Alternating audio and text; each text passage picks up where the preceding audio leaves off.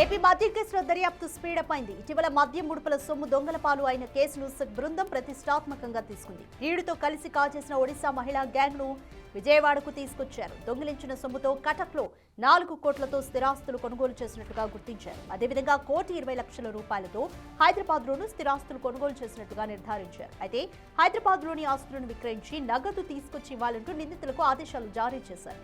అదేవిధంగా పొరుగు రాష్ట్రాల్లోని ఆస్తుల జప్తునకు కొన్ని అడ్డంకులున్నాయని సంబంధిత అధికారులు చెబుతున్నారు.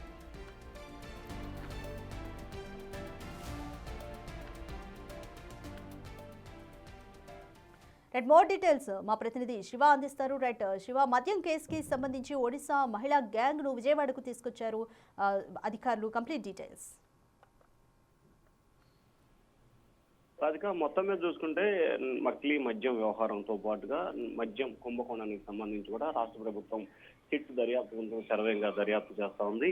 ఈ కేసులో ఇప్పటికే విదేశాల్లో సంబంధించిన ఒక మహిళకు సంబంధించి కూడా భారీ స్థాయిలో ఈ కేసులో భాగస్వామైనట్లు గుర్తించారు. హైదరాబాద్ లో రాజ్ కట్టెడి స్నేహితుడి ద్వారా ఆయన ప్రియురాలు ఆమె కలిసి కొంత నగదుని తస్కరించి విదేశాలకు వెళ్లిపోయినట్లు తెలుస్తా ఉంది. కటక్ ప్రాంతంలో ఉన్నట్లు కూడా గుర్తించారు. దానికి సంబంధించి ఆ మొత్తం నుంచి లావాదేవీలు కొనసాగించి ఆస్తులను స్వాధీనం చేసుకునేందుకు ప్రభుత్వం ప్రయత్నాలు చేస్తా ఉంది. ఇప్పటికే వారిని విజయవాడ పిలిచి విచారించారు. విచారించిన దానికి సంబంధించి విదేశాల ఆస్తులకు సంబంధించి స్వాధీనం కొంత చిక్కుముడిగా ఉన్న నేపథ్యంలో వాళ్ళని ఇక్కడికి పిలిపించి ఆస్తులు అమ్మి వారం 10 రోజుల్లోపు కట్టే విధంగా చర్యలు తీసుకోవాలని చెప్పి కూడా అధికారుల ఆదేశాలు, దానికి అంగీకారం తెలిపి అంగీకార పత్రాలు కూడా రాసినట్లు తెలుస్తా ఉంది. హైదరాబాద్, ఒరిస్సా తదితర రాష్ట్రాల్లో భారీ స్థాయిలో కూడా నగదు కొనుగోలు చేసినట్లు కూడా, అంటే ఈ నగదు ద్వారా అంటే మన మద్యం డబ్బులకు సంబంధించి కూడా ఆస్తులను బంగారం కొనుగోలు చేసినట్లు గుర్తించారు. మరొక వైపు ఇదే కేసుకు సంబంధించి కూడా మాజీ సీఎం జగన్ సన్నిహితుడిగా ఉన్న సునీల్ రెడ్డికి సంబంధించి కూడా సిట్ అధికారులు నిన్న పిలిచి విచారించారు. విదేశాల్లో డబ్బులు పెట్టుబడి పెట్టే స్థాయిలో